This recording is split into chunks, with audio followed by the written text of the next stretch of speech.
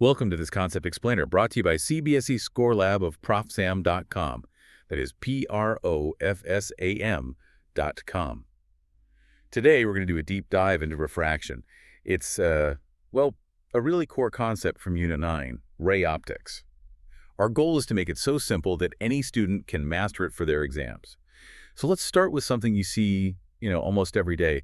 Have you ever put a pencil or maybe a straw into a glass of water and look at it from the side? Yes, of course. Why does it look like it's bent or even broken right at the surface of the water? It's such a strange illusion. You know the pencil is straight, but your eyes tell you it's crooked. It's very confusing what's actually happening there. That exact visual trick is what we are discussing. Yeah. And it's all because of one single principle. But here's a more surprising one for you. Did you know that because of the very same physics, when you see the sun at sunrise, it isn't actually where you think it is. It appears slightly higher in the sky than its real position. Wait, really? The sun, so you're saying the light from the sun is also bending. How is that related to a pencil and water? Exactly. Both things. The bent pencil and the shifted sun are caused by the bending of light. And this phenomenon, this bending, is what we call refraction. So let's unpack it. Okay. So the core idea at the most basic level is this. We know light travels in straight lines. That's a given. But that's only true as long as it's in one uniform medium, like only air or only water. Refraction is what happens the moment that light ray crosses from one medium into another. The bending happens because the light actually changes speed. Okay, so the speed changes when it goes from, say, air to water. But I don't get why a change in speed should cause a change in direction. That is the perfect question, and an analogy really helps here. Let's imagine a group of soldiers, a marching band, marching in straight lines on a smooth, paved road.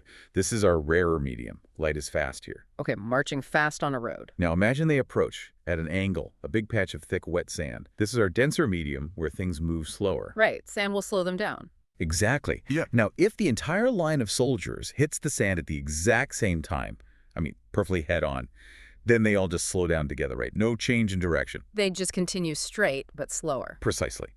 But that's not what usually happens. The light hits at an angle. So imagine the soldier on the right end of the line hits the sand first. Oh, so he slows down immediately. Yes, he slows down, but the soldier on the far left is still on the fast pavement. So for a moment, one side of the line is moving slow and the other side is moving fast. Ah, I see. That would force the whole line to pivot, to turn a bit. It has to pivot. That difference in speed across the line forces it to turn inward.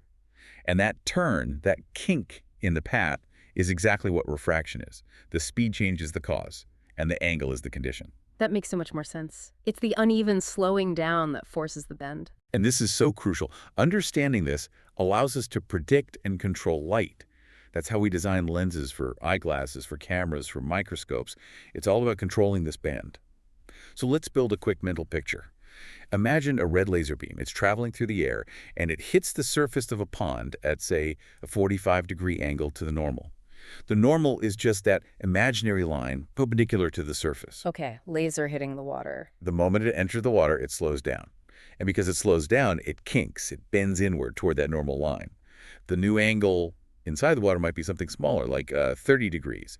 That's refraction in action. So the angle gets smaller because it bent inward. Exactly. Now let us see how Insert puts this into formal words. Could you read the official definition for us? Okay, Insert says, the direction of propagation of an obliquely incident ray of light that enters the other medium changes at the interface of the two media. This phenomenon is called refraction of light. Perfect. It mentions obliquely incident, that means at an angle, and that the change happens at the interface, which is the boundary. Now, this is all governed by a law, Snell's law. What's the formula? The formula is sin I divided by sin R equals N21. So frac sin R, N21. It says N21 is a constant called the refractive index of the second medium with respect to the first. Great. That constant, that N, is the key. But terms like refractive index and optically denser can be a bit intimidating.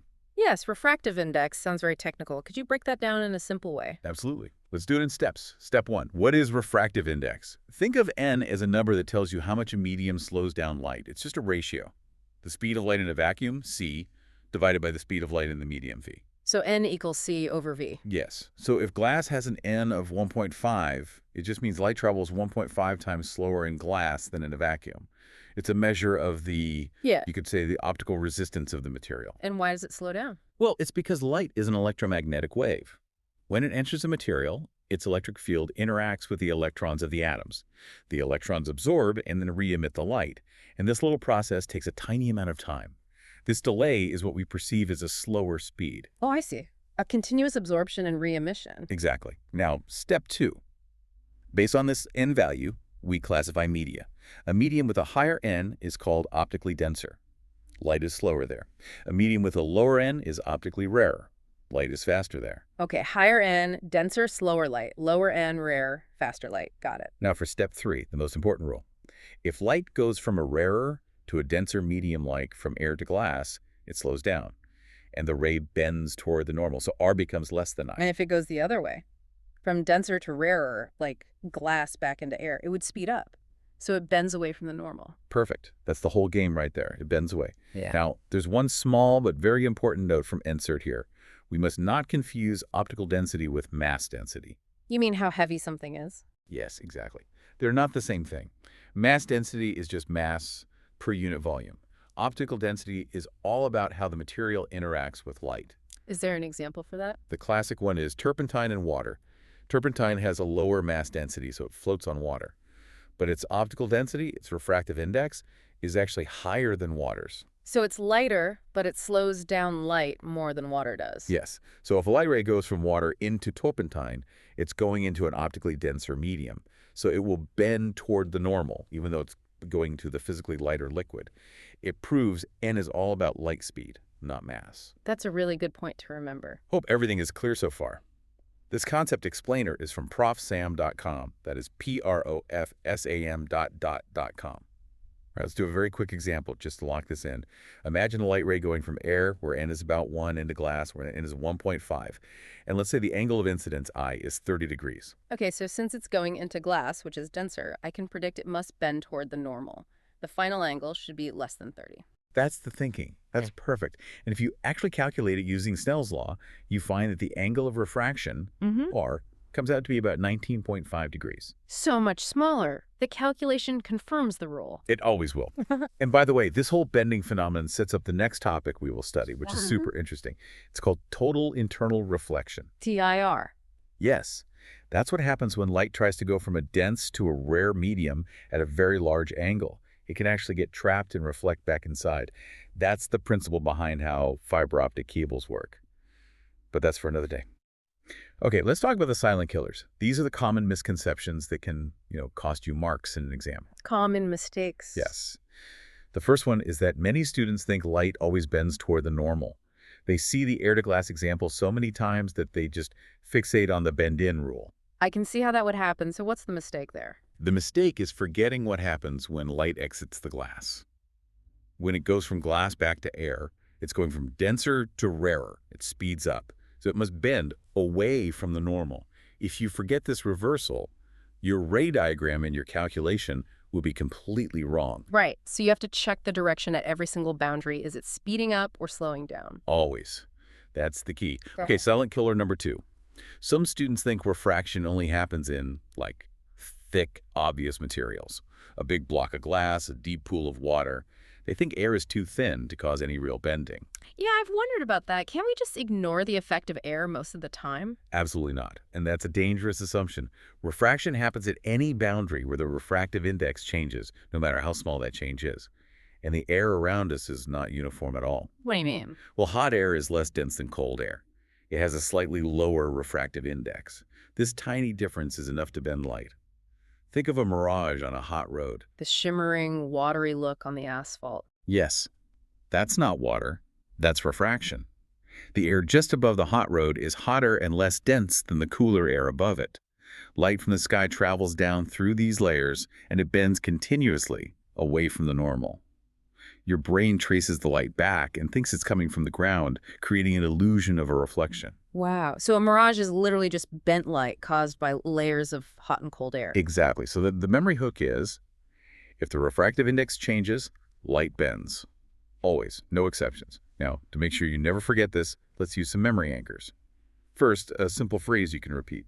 Denser in, bend in toward the normal. Rarer out, Bend out away from the normal. Denser in, bend in. Rarer out, bend out. That's easy to remember. Now, a physical gesture. Hold up one hand, palm facing you. That's your normal line. Now, hold your other hand out at an angle to it. That's your incident ray. Okay. Now, if the ray is entering a denser medium, it has to bend in. So, move your ray hand closer to your normal hand. That physical motion of bringing it in reinforces the rule. Ah, I like that. It's a physical reminder of the concept. And finally, an extreme association. Imagine you were designing a pair of eyeglasses. You get Snell's law backwards. Instead of bending light to focus on the retina, your lenses would be designed to blur everything. They'd make vision worse. Exactly. Yeah. A wrong refraction calculation in the real world isn't just a wrong answer. It's a billion-dollar failure. It's the difference between a working telescope and a useless piece of glass. The stakes are that high. So to wrap everything up, here is a simple three-point summary of what you absolutely must know about refraction for your exams. 1. Refraction is the bending of light when it crosses a boundary between two different media, and this happens because the speed of light changes. 2. This bending is perfectly described by Snell's law, which connects the angles of incidence and refraction with the refractive indices of the media. That's n all sin theta 1 and 2 sin theta 2. And 3, the direction is simple. Light bends toward the normal when entering an optically denser medium and away from the normal when entering an optically rarer medium. To get maximum marks in 12 CBSE physics, chemistry, and maths, visit ProfSam.com. That is ProfSam, right? Yes, PROF-SA nadedown.com. Thank you so much for joining us for this deep dive. Go and practice your ray diagrams. Good luck.